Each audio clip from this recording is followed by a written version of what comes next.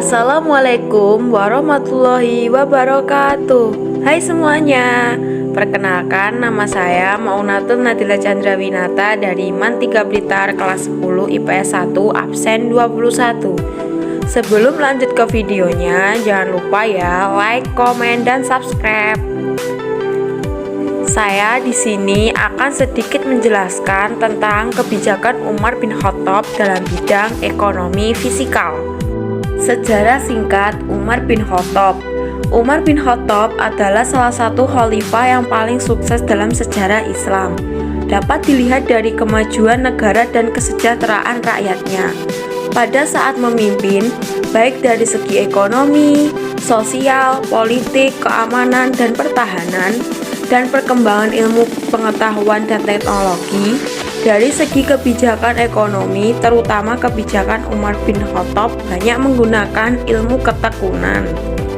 Selama pemerintahan Umar bin Khattab, kekuasaan Islam tumbuh dengan sangat pesat.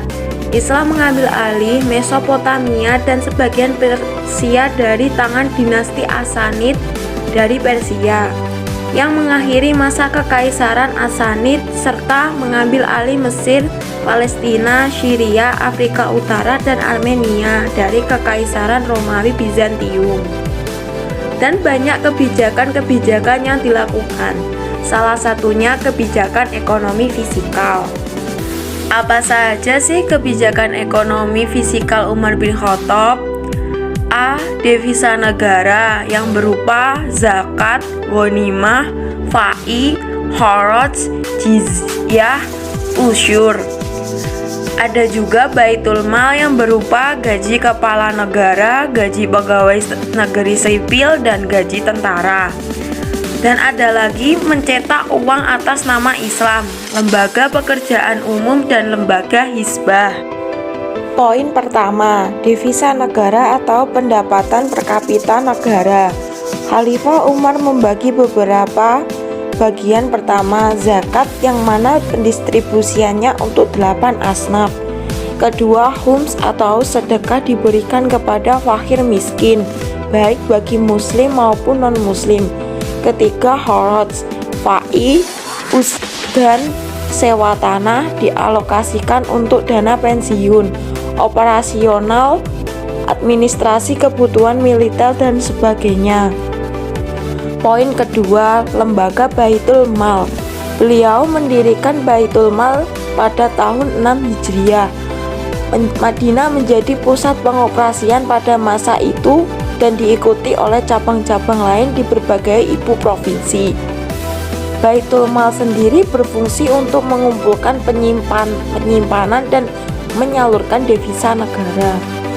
Poin ketiga yaitu mencetak uang atas nama Islam.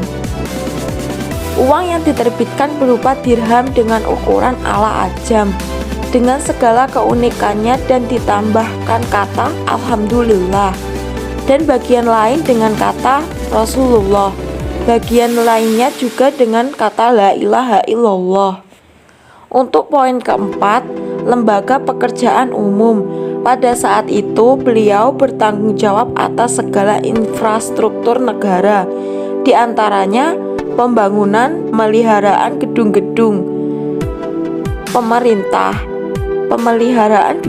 pemerintah, saluran-saluran dan lain sebagainya, di mana pekerja umum salah satu kebijakannya melakukan penggalian beberapa saluran-saluran di kota Kufah, Basrah, dan Fustat. Poin kelima yaitu lembaga hizbah. Lembaga ini digunakan sebagai salah satu pengontrol pasar. Pada masa pemerintahannya, beliau sangat sering melakukan belusukan ke pasar-pasar untuk mengawasi harga-harga barang serta memastikan tidak terjadi kecurangan seperti monopoli, oligopoli, dan sebagainya. Tujuan kebijakan: meningkatkan pendapatan nasional real, mempertahankan kestabilan harga umum pada tingkat yang layak, ekonomi sekuler tercapainya kesejahteraan, ekonomi kapitalis, pengalokasian sumber daya secara efisien, penyampaian stabilis ekonomi, mendorong pendapatan yang sesuai pertumbuhan ekonomi dan pencapaian distribusi. Simpulannya, pendirian institusi Baitul Mal yang merupakan lembaga kebijaksanaan yang sudah lengkap dengan departemen-departemen dan fasilitas pendukung lainnya berikut pendirian cabang-cabang di provinsi. Dalam penyusunan anggaran negara, Umar bin Khattab menggunakan prinsip anggaran berimbang pada awal pemerintahan dan seterusnya. Umar bin Khattab menggunakan prinsip anggaran surplus sampai akhir pemerintahannya.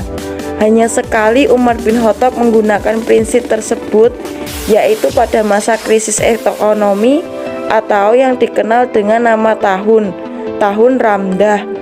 Pada dasarnya, kebijakan ini yang terjadi di masa Khalifah Umar bin Khattab berbeda dengan kebijakan di Indonesia. Hal ini karena kebijakan di masa Khalifah berdasarkan Islam, yaitu Al-Quran, hadis, dan ijma para sahabat pada masa itu. Sekian dari saya, kurang lebihnya saya mohon maaf. Wabillahi taufik wal hidayah. Assalamualaikum warahmatullahi wabarakatuh. See you.